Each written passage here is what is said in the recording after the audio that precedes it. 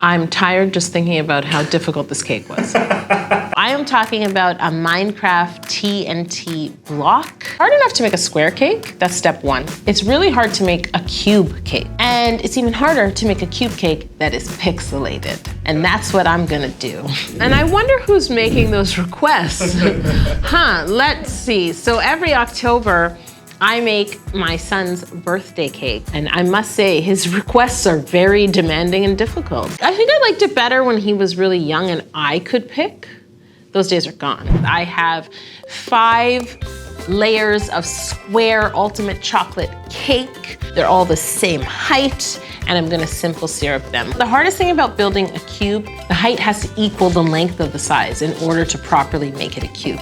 But with every element you add, you change the dimensions. And then on top of that, when the cube is finished, I have to measure to fill it with little cubes so I can pixelate it. How am I still here? I should be in like a straight jacket with my hands tied behind my back. So to begin filling and stacking this cake, I have a few elements I want to put inside. I have some caramel buttercream, so I just mixed homemade caramel with Italian meringue buttercream. I have peanut butter frosting, and then I have a whole load of Twix bars, because I love Twix and so does my son. Before you start building your cake, make sure you build it on a board. So I cut a piece of black foam core to the exact same size as the cakes, and I'll teach you a cool trick at the end, not at the end, far from the end, but in icing, how a board can help you keep the cake straight. Most of the time when I fill and stack cakes, I let the buttercream go over the edge and I keep stacking. With a cube in particular, I need to make sure I stay as straight as possible. So I'm going to spread the filling, clean up the sides and pull in the excess, and this way I can always tell that I'm lining everything up. This next layer is not gonna have Twix bars, it is going to have peanut butter frosting, and then add another layer of chocolate cake. Now I'm going back to the caramel buttercream, spread it on, neaten it up, Twix bars, caramel buttercream, cake. Clean it all up.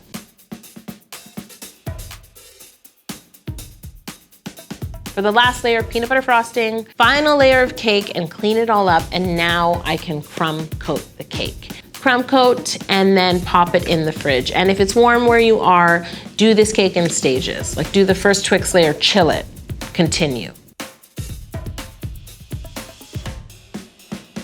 Now it's time to go back and ice the cake. So remember I told you there's a way to use a foam board to help you.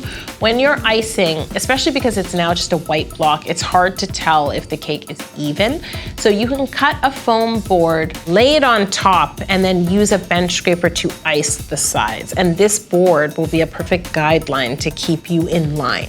Then you can chill the cake, carefully remove that board, and patch up the top and make sure it's nice and neat and clean. Let's get to fondant. Now this is the part I love. The decorating is the fun part for me, but this cake is so complicated. I'm using red fondant as the base. It's the majority of the TNT block.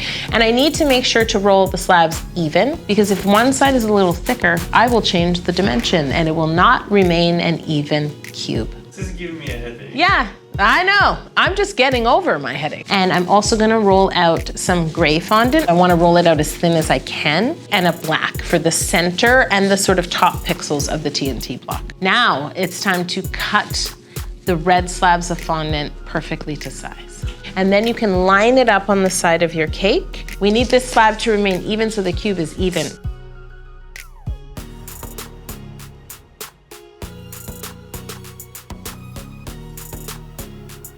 Okay, and once you've covered all 4 sides and it's neatly trimmed, it's time to cover the top. This is technically now your biggest piece because adding the side fondant changes the dimension of the top.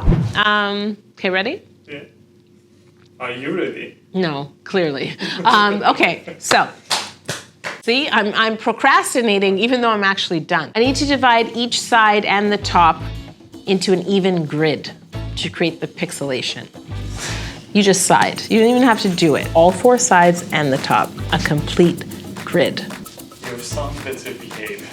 You know? Because he just says it like it's so simple. I want a TNT block. Now I've created a grid. It is time to fill in this grid. Because the TNT block in the center is gray, I'm gonna leave that off for now because I don't wanna risk getting paint on it. And I have red food coloring, which I can make darker and lighter as I dilute it. And then I have to hand paint the squares in the grid accordingly. This was also scary because when you're looking at it up close, it kind of makes you feel dizzy, but I have to make sure that I'm painting the right squares. So I kept looking at my template and like counting to make sure I was actually painting the right square. Because when you see it all painted, it makes sense, but if I'm off, you'll be able to tell. None of this makes any sense. I know, I totally agree. So this took no time at all.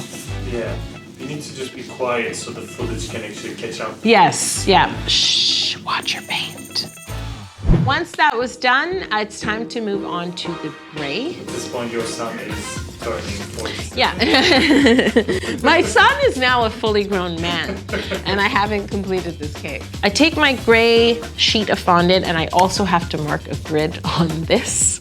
And now I have to cut it into pieces to fit it on the cake. On the top, there's like 4 gray squares together. So I cut that out of my grid, glue it to the top of my cake with a little bit of water. On the sides of the TNT, the entire middle is like a gray belt. So now I have to cut out bigger portions of my gray grid and glue it to the middle side of the cake without wrecking the paint and making sure the grid lines line up because there's grid lines on the gray and grid lines on the red.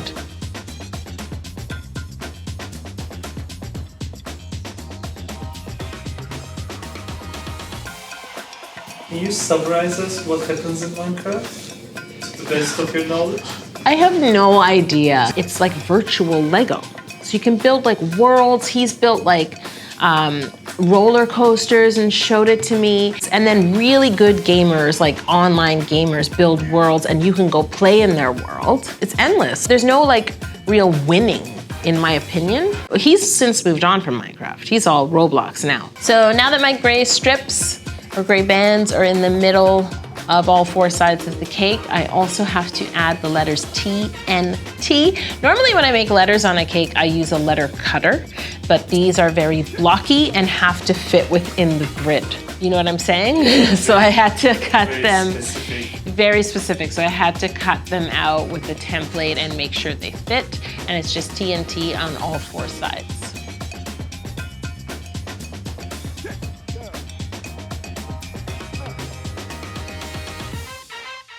Now I need to cut out some black squares because on the top of the cake there are a few black pixels. They're the only pixelated part that's not symmetrical and perfect, if that makes sense.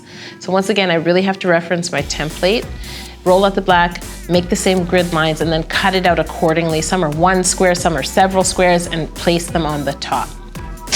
Guess what? There's more painting because some of the gray pixels are shaded.